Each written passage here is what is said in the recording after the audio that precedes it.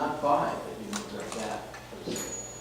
And I believe that employees ought to be able to choose between whether they want to unionize or negotiate separately. That is a check on abuse from employees and employers. And so I believe in this principle, and I believe also that it should be a free, equal process. That is, that it should not be weighted to one side or the other. Most of the fights that we have now in government are trying to weigh it one side or the other. One side or the other wants to get the advantage. I believe in equality. I believe in keeping it neutral. And I believe in dispute resolution, and that's the other part of the Employee Free Choice Act that I think does need to be revised. It's a mechanism for dispute resolution when you get into a labor dispute. I do not think it's equal right now. It's fallen out of equality. So that part of it I don't have a real problem with. But when we talk about card check, we're talking about the guts of it. Secret ballot or not. And I come down to the side of the secret ballot. This is a simple question. Do you support card check or not? I do not support card check, period. My answer is clear, it is simple. It is based on principle number one, that I believe in American democracy, secret ballots are essential. And eliminating the secret ballot runs counter to our basic American principles. That's why I am not in favor of allowing unionization, where unions can go forward and look at individual employees' ballots as they're being cast. This is not what American democracy and the principles of our nation are founded upon. But even more than that, I believe the Hawaii State Legislature has made a grave mistake by legislating card check for the state of Hawaii, and that mistake will be magnified if we mandate it for our nation. The future of our national economy in the 21st century is not in big business, is not in big unions, is not in big government. Instead, the future of our economy in the 21st century is in the web. It is in small businesses. It is not in attracting here in Hawaii one big company that's going to hire 200 employees. Our future is in 200 small businesses, each hiring 1 or 2 employees. And card check runs counter to this. I believe in the free market. I believe that our genius in our nation is based upon small businesses. And for all of these reasons and principles, I'm not supportive of card check. Thank you. Thank you. Our next question regards healthcare reform, and we'll change the rotation for this next 2 questions. And first up will be former Congressman Case, followed by Councilmember Charles Djou, followed by State Senator Collins-Lucid. So now that President Obama's healthcare reform bill has passed, what other reforms do you feel are necessary to provide better and lower cost medical care to all Americans? Clearly, this is unfinished business. Our country has been through and will continue a great debate on health care. Is it a right? If it is a right, how does our government provide it, or the private sector, and or the private sector? And as you can see from papers and web and anything else, that debate is continuing in Washington today. But we do have a law. The law has been signed. There are some efforts to repeal it. I'd be interested in the comments of my opponents as to whether we should proceed to try to repeal that law right now or try to make it work.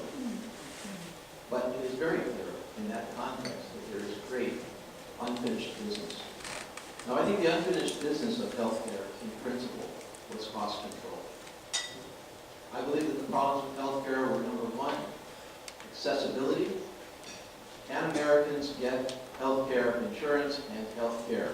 Most yes, some no. That was the essence of the bill. What should we do about that?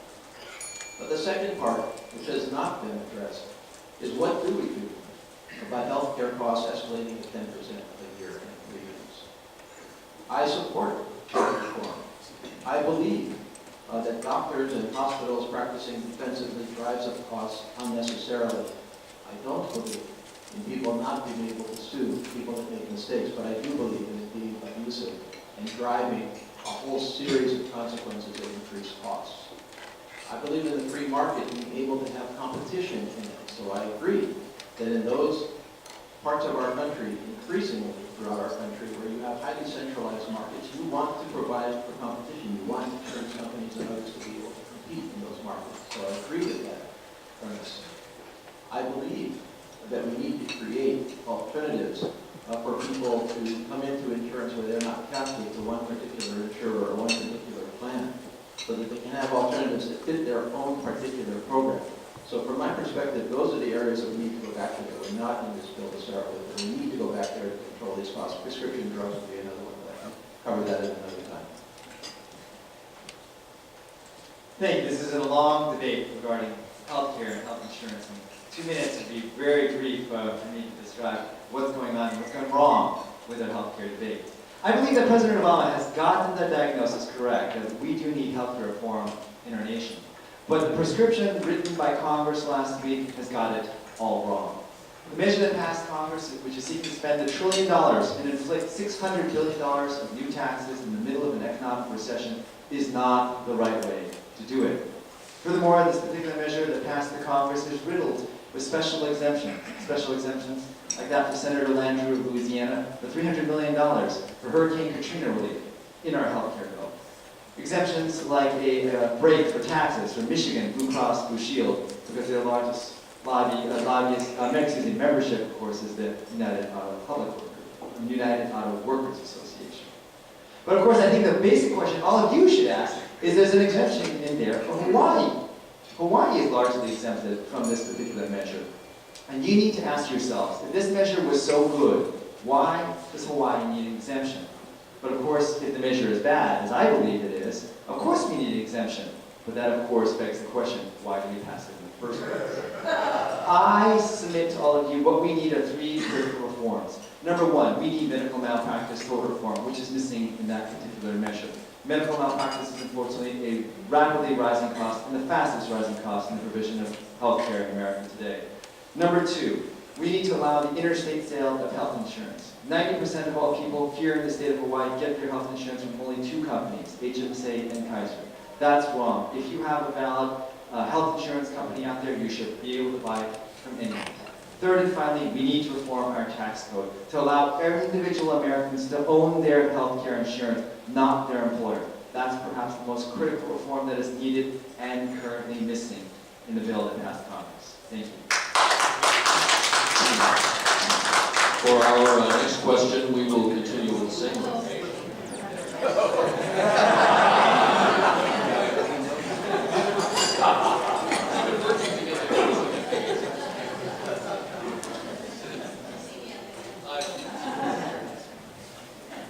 Thank you. I think one of the most interesting comments that we hear on this panel is that no one disagrees that we need health care reform. And no one also disagrees that if we don't do something, the cost of health care is just going to go out of this room. We do know, for example, that the United States, one of the most industrialized countries in the world, has or represents 70% of our gross domestic product is health care related. And for others, like France, Japan, and Germany, it's only 10%. The question is why.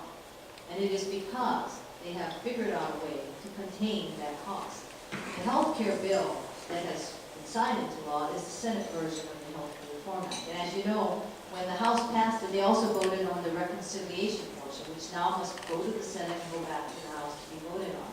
What does that tell you? It tells you that definitely it is still something that is being worked on and must be worked on to get all of the different discrepancies out. But I will tell you, one of the things that is very important in this health care reform act, and I'm someone who has been supporting it from the get-go, is because of the fact that it looks at what we really need. We need an encouragement of primary care physicians. That's what's missing. That's what's causing a lot of the cost of which we experience today. The elderly with Medicare, the donut hole, that's with prescription drugs. That's going to close. And how many elderly, are just so concerned about whether or not they're going to be able to pay that prescription drug. And when you come down to it, you look at all the different things that have been discussed. Look at California. California has a 40% increase. As much as people may criticize or look at Hawaii's system, remember, we are the lowest premiums in the United States. And one of the reasons why is because we have understood the fundamental principle that we all need to deal with is to risk share and to have as many people covered as possible. It saves us money into the future, and that's why we're the lowest premium.